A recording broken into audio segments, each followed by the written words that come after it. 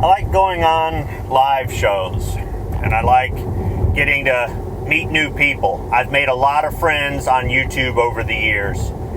Some people that I talk to on a regular basis, I've got to meet you in person, meet your families, and I'm really glad for the experience. I never thought I would, ever get onto social media in any form, and I definitely never expected to get to know you guys, and I really am glad that I have. And we're all different people. We're all individuals. We come from different backgrounds, we have different values, and we have different goals. Sometimes those align, and we can work together, and we agree. And sometimes they don't. And sometimes we'll disagree. We'll get in heated debates or even arguments, sometimes on air, sometimes off air.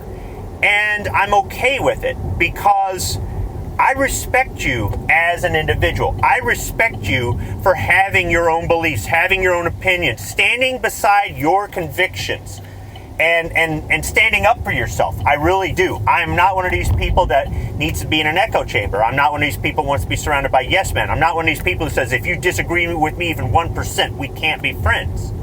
And sometimes I've been around people like that, and they've decided they don't want to deal with me anymore. And that's fine. That's their choice. It's their loss, not mine. And then there's other people that I think they've got to know me well enough.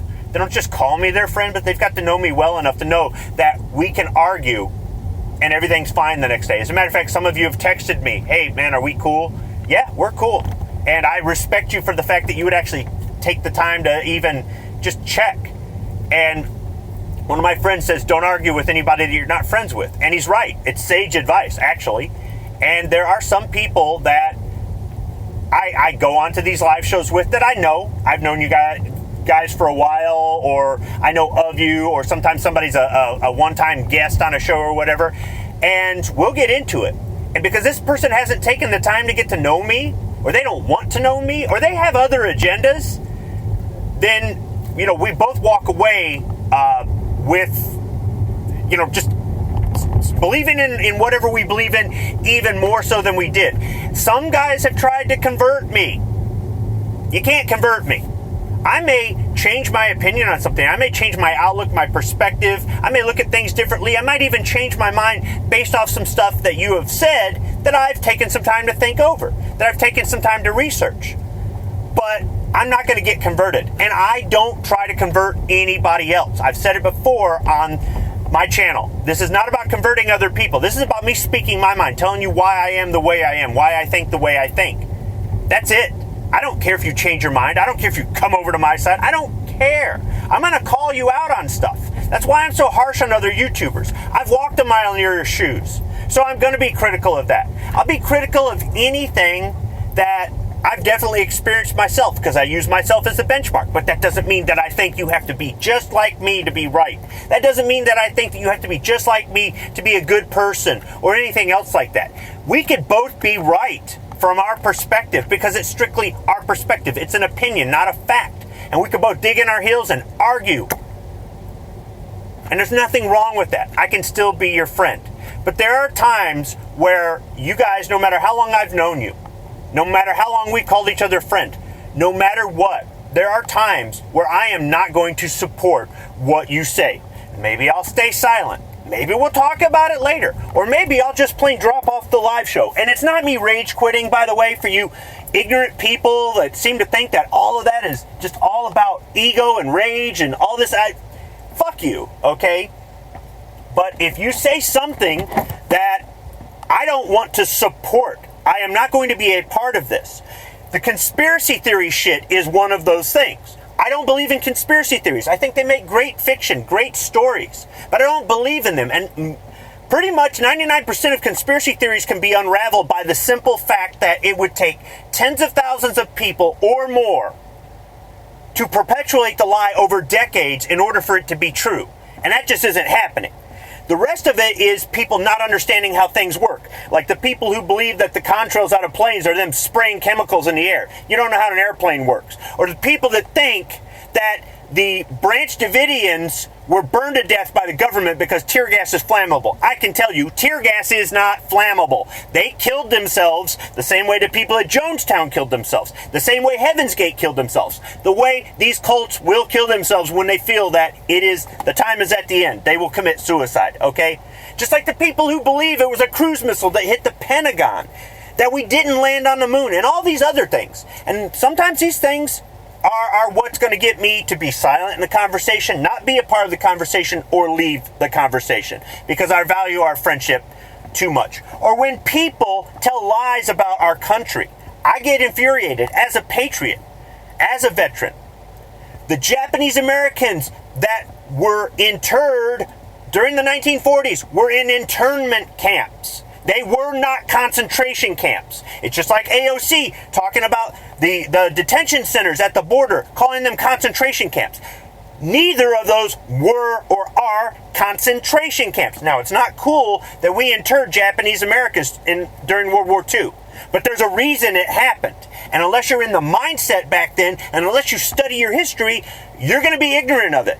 And by the way, they were compensated in the 1980s for it. I'm not saying that makes it right, but it was handled. We did apologize for it, okay? As far as people being detained at the border, they're breaking the law. What do you expect? We've got to have strong borders or else we don't have a country. But neither one of those were concentration camps. Just ask somebody who's Jewish what a concentration camp is. They'll tell you.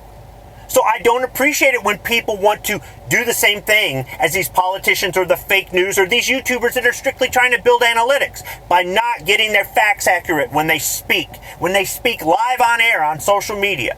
Because other people look to you for the truth. They look to you for guidance, for answers. They look to you for inspiration.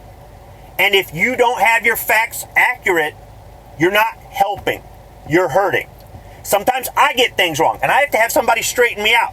Now, there are times where I can back up my stuff. I can go look and find multiple sources to back up what I say. And if I've got something wrong, it's usually like, I got two events mixed up, or I couldn't remember somebody's name, or I transposed a number or something like that. It's usually some sort of typographical error. But even then, I want you guys to fact check me and to correct me. If it's an opinion thing, both of us have different opinions, and we're allowed to them.